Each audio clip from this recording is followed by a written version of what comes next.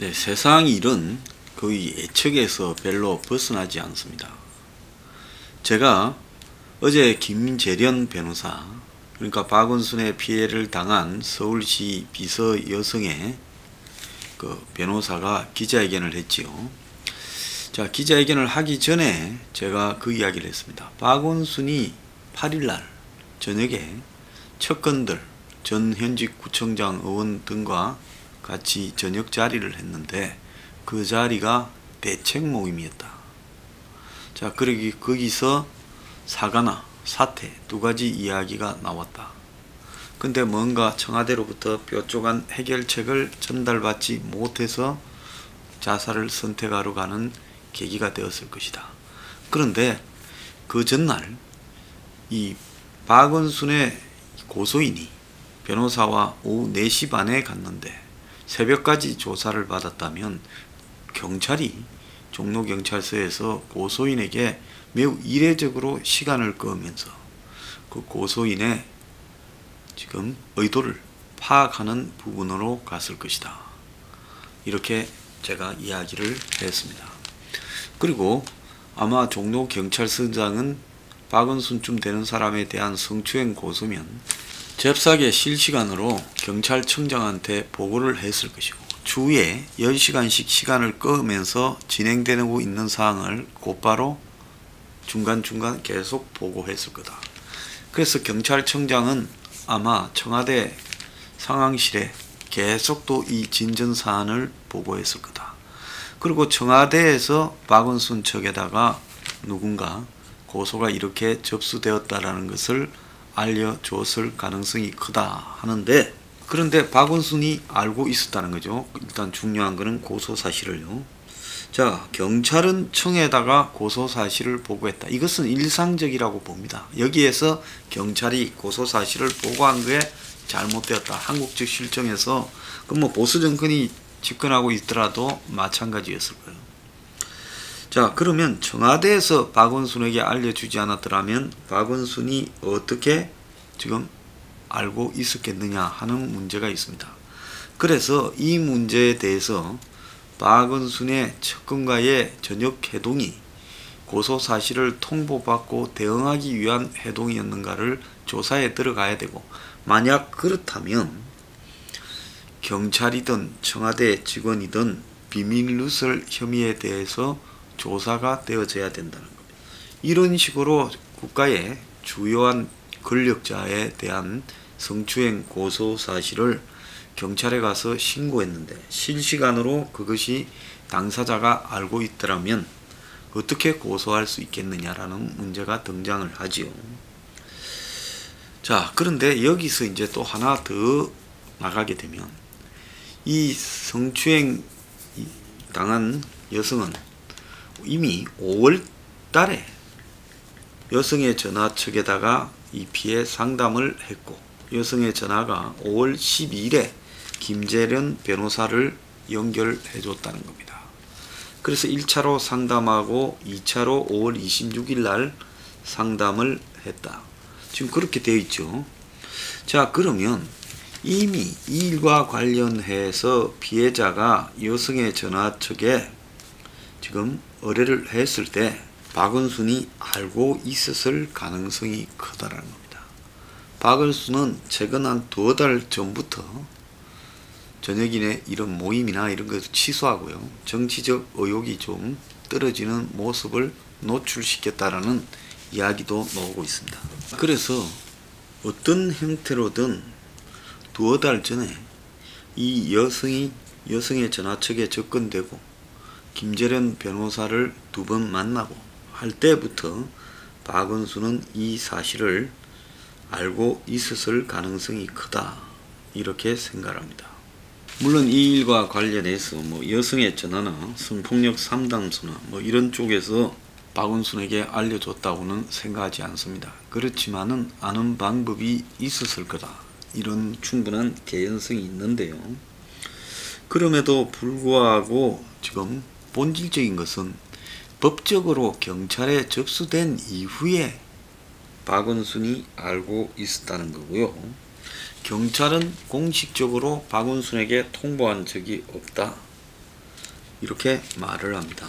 서울시나 어떤 이 기타 공무원과 조율한 적도 없다고 말을 하고 있습니다. 공무원을 수사할 경우에 수사기관은 고소인 조사 후 10일 이내에 이제 공식적으로 그 사실을 조사 대상에게 통보해야 되는데, 공무원 조사 개시 통보라는 조항인 겁니다. 그래서 새벽 시간에 고소인 조사가 끝나서 2시 반까지 했다잖아요. 서울시청에 개시 통보를 할 시간도 없었다. 통보를 하려면 어느 정도 사실관계에 대해서 확인을 하고 이렇게 통보해야지 곧장 어떻게 통보하느냐, 그게 맞지요. 그래서 어제 경찰은 박 시장이 업무상 위력에 의한 성추행 혐의로 고소됐다라는 접수 사실에 대해 청와대에는 보고를 했다. 그래서 대통령령인 청와대 비서실 업무 규정에 따른 거다. 그래서 서울경찰청 본청, 경찰청 본청, 그리고 청와대로 이어지는 보고 라인에서 유출된 바가 없다. 청와대 관계자는 8일 저녁 경찰청으로부터 박 시장이 고소당했다라는 보고를 받았다. 제가 뭐 정확하게 이렇게 됐을 거라고 한 대로 진행이 됐지 않습니까? 그러면서 대통령 비서실 직제 규정상 중요 사건 사고가 발생하면 행정부는 청와대에 보고하게 되어 있기 때문에 보고받는 절차상의 문제는 없었다. 그건 맞아요. 그런데 경찰청 본청이 청와대에 보고한 내용이 박원순 쪽에 바로 새어나갔을 가능성이 지금 유력하다는 겁니다. 자, 청와대 대변인은 청와대가 박원순에게 말한 바는 없다고 하는데요. 법조계에서는 만약에 이 사실을 경찰이든 청와대 공무원이든 누군가가 유출을 했다면 이 공무상 비밀 누설 의혹으로 지금 수사를 받아야 된다. 그리고 또 다른 한편에 이 제기되는 문제는 피해자가 이 서울시 공무원에게 이 일에 대해서 이야기를 하고 도움을 요청했는데 그 도움을 묵살하고 참고 견디라는 식으로 이야기한 서울시 공무원에 대한 조사도 이루어져야 된다는 겁니다. 피해자는 자신의 고소 사실이 유출되어서 박 시장이 자살에 이른 상황에 대해 극도의 불안감을 느끼고 있다는 거예요. 만약에 유출이 안 됐으면 공식적으로 통보될 때까지 보안이 유지됐더라면 박원순이 자살할 리는 없었겠죠. 그리고 그런 절차들을 거쳐서 통보되는 과정에서 박원순이 자신의 거취를 결정하게 되는 그런 절차를 거쳤을 가능성이 큽니다. 그런데 피의자가 서울시에 도움을 요청했더니 그럴 사람 아니다라고 묵살이 되었다는 겁니다. 단순 실수로 받아들이라. 그리고 서울시는 이런 사실에 대해 박원순을 보내드리는 데 집중해야 된다고 공식 반응도 보이지 않았습니다. 자, 비서측은 기자회견에서 어제 오후 2시 기자회견에서 피해자는 서울시 내부에 도움을 요청했지만 그럴 사람이 아니다. 시장의 단순한 실수로 받아들이라 하거나 비서의 업무를 시장의 심기를 보좌하는 역할이자 노동으로 일컫거나 또는 피해를 사소화하는 반응이 이어져서 더 이상 피해가 있다라는 말조차도 할 수 없었다. 그러면서 성적 괴롭힘에 대해 비서관에게 부서를 옮겨달라고 요청한 적도 있었다. 시는 공식적인 절차를 통해 이 성추행 피해가 접수된 적이 없다. 시가 자체적으로 운영 중인 직장 내 성희롱 성추행 사건 처리 매뉴얼에 따르면 성희롱이나 성추행을 당한 사람이 여성 권익 담당관이나 인권 담당관을 통해 신고할 수 있고 신고가 접수되면 시민인권보호관이 조사를 맡게 되는데 이 시스템을 통해 신고가 이루어진 적이 없다. 그런데 이 피해자가 일반 서울시의 공무원이 아니라 부서 내부에서 발생한 게 아니라 특성이 다른 비서실에서 서울시의 대통령격인 박원순으로부터 직접 성적 피해를 당하기 때문에 일반 신고 체계를 통해 자신의 피해 사실을 알리기에는 문제가 있었을 거다라는 생각이 들어요. 또 비서관에게 이런 사실을 언급하며 부서를 옮겨달라고 이야기를 했는데 이에 대해 시는 최근에 1년 반 사이에 해당 직원이 전보나 상담 요청을 한 기록이 없다. 자, 그런데 만약에 피해자가 이런 사실을 이야기를 했는데도 깔아뭉갰다면 사법 처리가 가능하다는 겁니다. 자, 피해 여성이 피해 사실을 서울시에 어떤 당국자하고도 지금 상의를 해서 이런 논의를 했을 가능성이 지금 매우 커요. 그렇다면 그걸 깔아뭉갠 부분은 직무유기에 해당되고요. 그 다음에 박원순이 이제 상이 끝났으니까 고소인의 사망과는 별개로 서울시 차원에서는 지금 벌어진 모든 일을 기록하고 조사하고 관련자들을 다 지금 책임을 물어야 될 필요가 있다는 겁니다. 자, 김학의 사건 때 문가리우스는 엄정 처리하겠다는데 이번 사태에 대해서는 할 말이 없다고 말하고 있습니다. 박원순이 안희정이 오거돈이 사건이 2년 전에 또 몇 달 전에 발생을 했을 때도 피해자에게 가해를 멈추지 않았다. 그러니까 오거돈 사건이 언제입니까? 총선 직전이잖아요. 그러니까 터진 것은 총선 직후인데 그때까지도 박원순은 이 성추행을 계속 해왔다는 겁니다.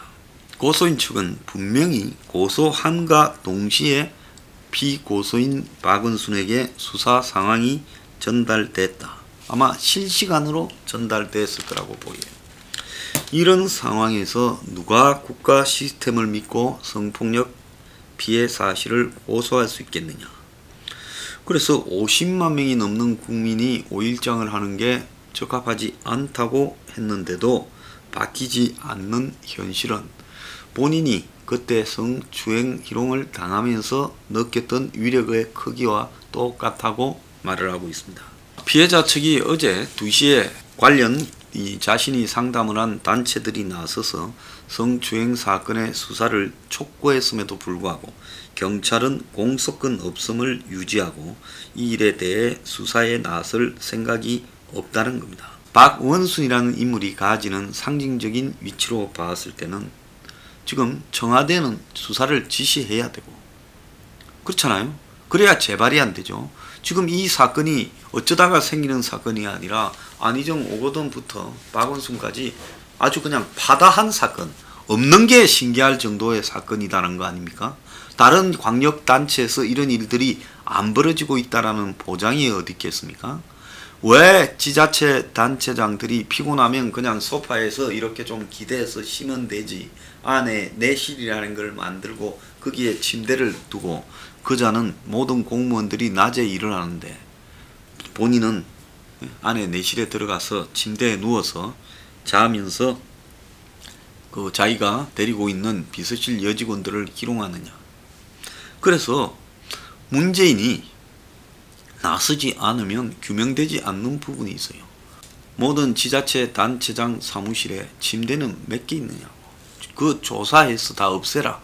이 말을 대통령이 안 하면 누가 할 겁니까? 왜 문가리우스는 침묵을 하고 있는 겁니까?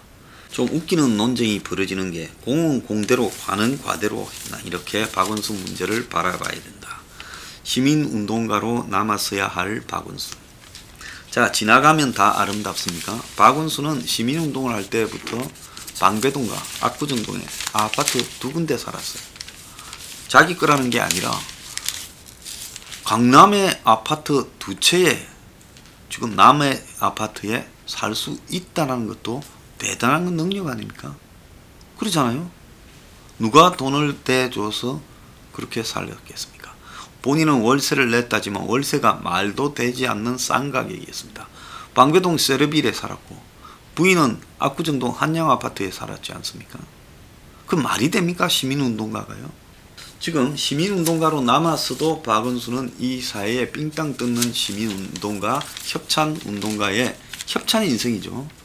전형을 보였고, 그 다음에 공은 공대로 과는 과대로 하면서 비슷한 시기에 돌아가신 백성엽 장군하고 자꾸 물타기를 하는데요. 서로가 공도 있고 과도 있지 않느냐. 저는 그 성격이 매우 다른 문제라고 생각을 합니다. 자, 일과 관련해서 박원순뿐만 아니라 고위공무원의 성추행에 엄단하겠다.